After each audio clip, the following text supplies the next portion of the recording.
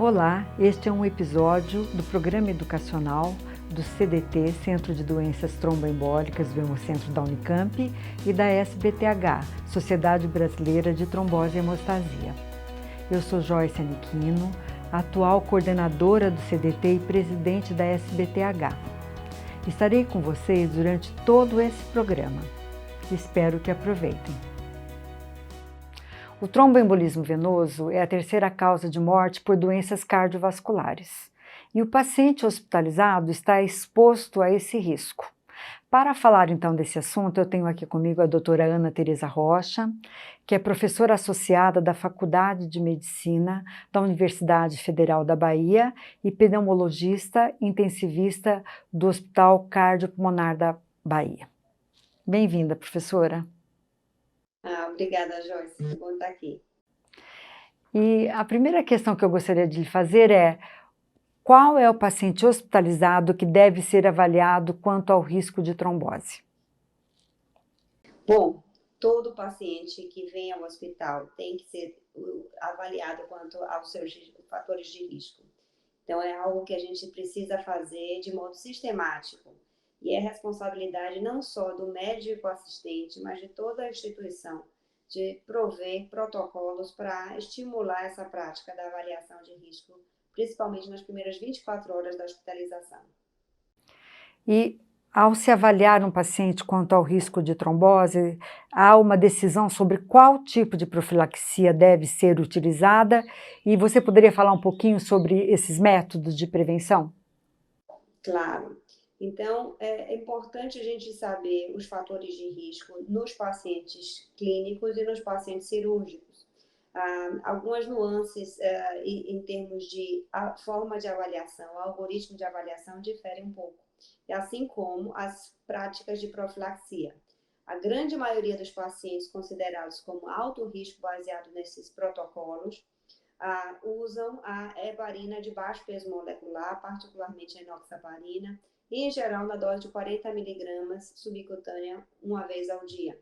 Outras opções são a heparina não fracionada, que pode ser dada 2 ou 3 vezes ao dia, né? Então são 3 injeções subcutâneas, e subgrupos específicos podem se beneficiar de medicações orais, mas isso somente em cirurgias ortopédicas, tá?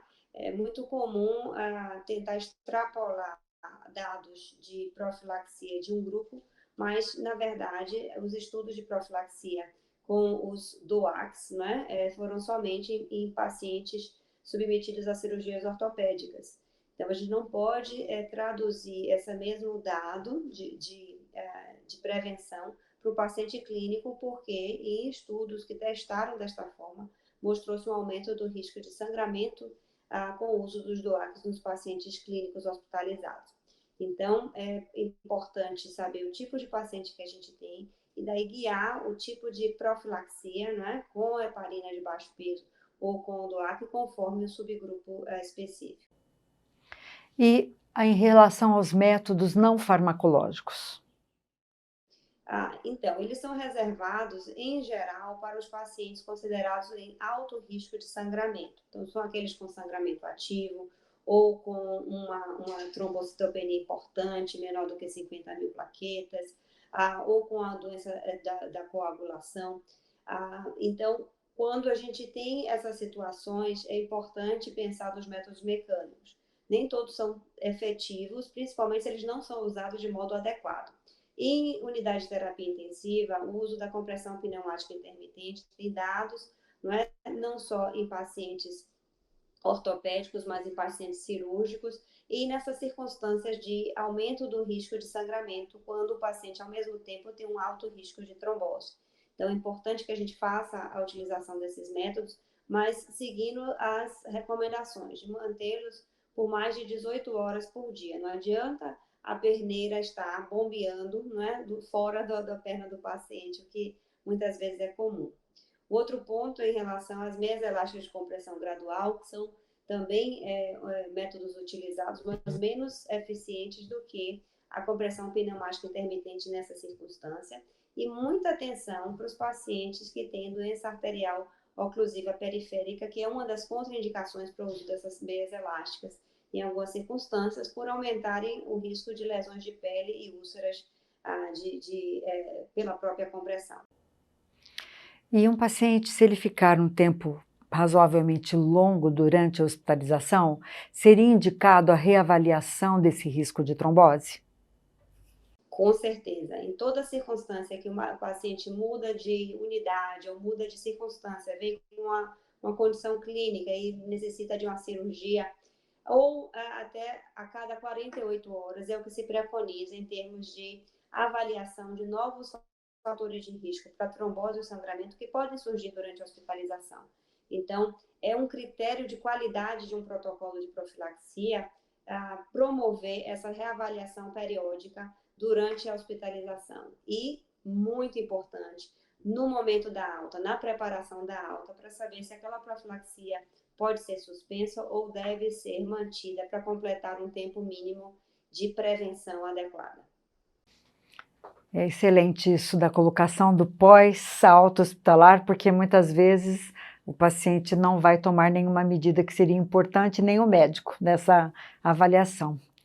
E o que um paciente pode fazer para melhorar ou para contribuir para se prevenir a trombose? Certo. Eu acho que uma das primeiras coisas é ficar ciente dessa doença, da trombose venosa profunda, a embolia pulmonar, que são doenças que podem ser nosocomiais. Na mídia, a gente ouve, às vezes, falar do tromboembolismo venoso em relação a viagens aéreas. Isso também é importante, mas é tão mais frequente durante hospitalizações para cirurgias plásticas, para cirurgias eletivas, para hospitalizações clínicas, que se o paciente tiver ciência disso, ele pode, inclusive, promover ou pedir essa avaliação de risco, já ciente de alguns fatores intrínsecos, história familiar de TEV, varizes, obesidade, e a interferência não só nessas condições de cada um dos pacientes, é de promover a deambulação, não é? Não é suficiente em alguns casos, mas certamente reduzir a imobilidade é algo importante que o paciente pode fazer para a prevenção do seu risco de trombose. Então, nós falamos do médico, nós falamos do paciente, e eu queria que você desse a sua opinião sobre os gestores, ou os gestores hospitalares, e a quem que deveria ficar bastante ligado à avaliação desse risco de trombose, a contribuição disso tudo.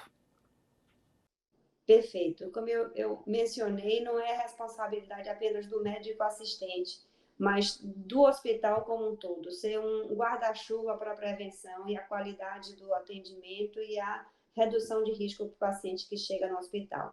Então, o querer do gestor é super importante para promover grupos específicos para a prevenção da trombose, como comissões de profilaxia, assim como a gente tem as comissões de prevenção de infecção hospitalar. Quem vai fazer esse papel dentro da instituição é alguma coisa muito variável, mas a norma de ter isso como uma medida de segurança do paciente é algo essencial. Então, o querer do gestor vai se traduzir, no final das contas, não só em qualidade da assistência, mas em redução de custos, porque a gente vai prevenir esses pacientes voltando para a mesma instituição já com um evento tromboembólico. Um em cada 5 pacientes que desenvolvem trombose terminam reinternando no hospital em função dessa doença ou de complicações do próprio tratamento. Então, pensando nisso, a gente tem como meta a redução da morbidade e na mortalidade do TEV, instalando essas medidas preventivas e prevenindo esses eventos em até 90 dias pós-alta hospitalar. Essa é uma meta de instituições americanas e em relação à qualidade e à redução de riscos para os pacientes. Bom, eu queria agradecer, acho que isso tudo que foi falado mostra a importância da prevenção. E nós vamos ter o World Thrombose Day agora proximamente, e enfatizando a importância da prevenção da trombose e do conhecimento sobre o tema. Eu agradeço muito você ter visto, não sei se você quer falar mais alguma coisa, e espero também que no futuro, fazendo parte desse programa educacional do CDT-SBTH, você possa estar de volta conosco. Com certeza. Eu acho que todos têm um papel, né, de lembrar da prevenção da trombose e a SBPT fazendo isso como um catalisador dessa ciência do problema é extremamente importante e fundamental. Se você gostou deste episódio, não deixe de compartilhar com seus colegas. Outros episódios estão disponíveis no site do CDT e da SBTH. Aproveitem!